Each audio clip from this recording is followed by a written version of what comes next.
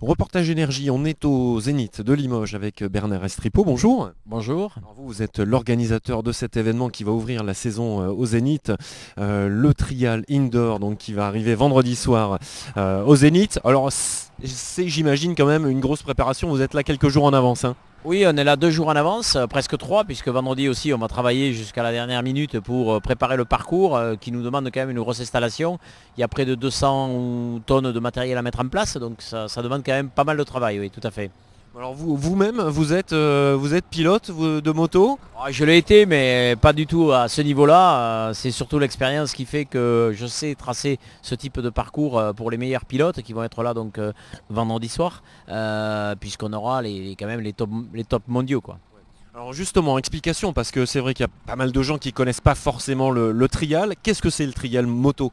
Alors le trial moto, pour les gens qui ne connaissent pas du tout, c'est bien sûr de la moto, c'est de l'équilibre. Alors je le compare souvent au concours hippique. Il y a des obstacles que le pilote doit franchir avec sa moto et pas son cheval. Là il n'y a pas de barre à faire tomber, mais pas poser le pied par terre. Donc le pilote a un temps donné pour parcourir ces obstacles.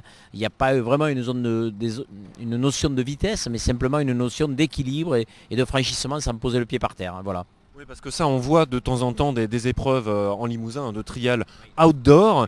Bon, là, c'est quoi la différence vraiment entre les deux pour les pilotes? Alors la différence entre les deux, c'est que les obstacles que nous montons sont des obstacles de type béton, palette bois, des grosses billes de bois, des rochers aussi qui peuvent retrouver dans la nature, qui est un peu la seule zone qu'ils retrouvent dans la nature. Après le reste, ce sont vraiment des zones artificielles. Donc l'adhérence est à peu près identique partout, alors qu'en milieu naturel, il y a des différences d'adhérence. Par contre, il n'y a pas droit à l'erreur, parce que l'obstacle est étroit, il fait 1 mètre de large ou 2 mètres maxi, et puis sur des hauteurs quand même assez vertigineuses de temps en temps. Les motos sont différentes également, hein, en trial. Ah oui, absolument, c'est des motos extrêmement légères, de 250 cm3 qui pèsent 60 kg. Les pilotes se servent surtout de la première et de la deuxième vitesse. Et voilà, c'est des motos qui sont très nerveuses au démarrage, avec des embrayages un peu particuliers.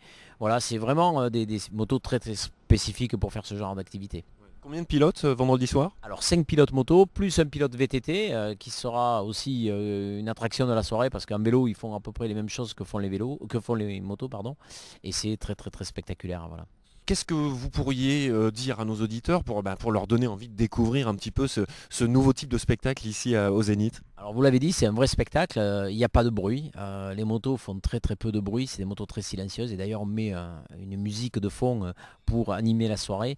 Il y a un vrai show lumière derrière avec des zones qui sont éclairées indépendamment comme une pièce de théâtre avec des jeux de lumière.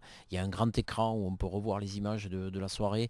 Enfin c'est un show, c'est un vrai spectacle. Donc même on le voit lorsqu'on fait un petit peu des sondages, il y a presque 30% de femmes qui viennent voir ce type de spectacle parce que c'est très beau, les pilotes n'ont pas de casques intégraux, ils ont des casques jet comme on dit, donc on voit leur attitude à la zone et c'est un sport qui vraiment communique vraiment à fond avec le public.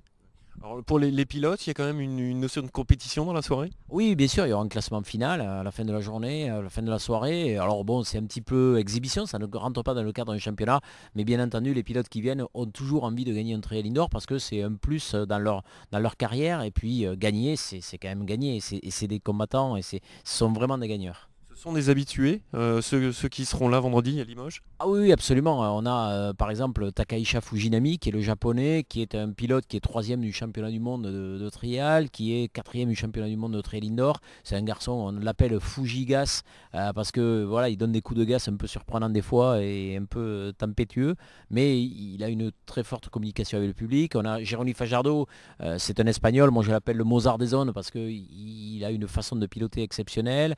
James Dabil, un anglais aussi qui est champion d'Angleterre et huitième au championnat du monde de cette année. Voilà, et puis notre championne de France et champion du monde junior français, Loris Gubian, qui sera aussi là pour relever le défi et essayer de monter sur le podium. Et un vélo donc en plus, un cycliste. Oui, un cycliste, c'est Maxime Tolu qui vient de Cahors, il vient pas de très loin, qui est vice-champion du monde junior en 2009. C'est un garçon qui a fait beaucoup de progrès ces derniers temps et qui certainement fera un très très beau show vendredi soir.